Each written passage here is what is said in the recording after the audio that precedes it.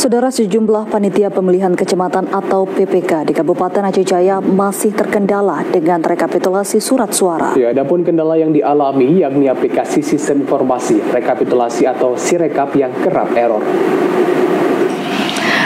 Pasca penghitungan surat suara di tingkat desa, saat ini para panitia pemungutan suara di tingkat kecamatan mulai melakukan rekapitulasi. Namun demikian, rekapitulasi yang dilakukan hingga kini masih belum selesai akibat terkendala dengan sering errornya aplikasi Sirekap. Berdasarkan informasi yang diterima dari Komisi Independen Pemilihan Aceh Jaya, saat ini sejumlah panitia pemilihan kecamatan terpaksa merekapitulasi secara manual akibat aplikasi Sirekap yang mengalami kendala. Ketua KIP Aceh Jaya, Henry Gunawan, mengatakan untuk hasil dari pemilu 2024 sejauh ini belum dapat dilaporkan karena belum selesainya rekapitulasi.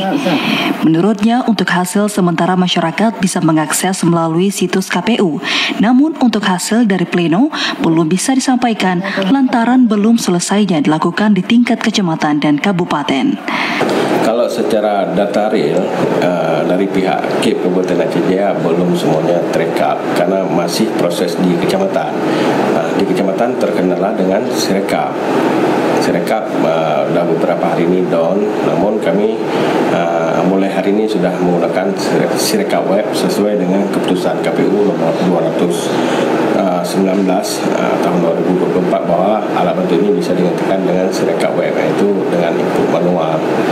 Untuk dominasi surat suara mungkin kami belum sepenuhnya pegang, namun yang seperti yang kita dengar di masyarakat bahwa ada partai yang mendominasi, itu mungkin hasil kalkulasi mereka berdasarkan hasil yang didapatkan oleh saksi partai saat berada di TPS.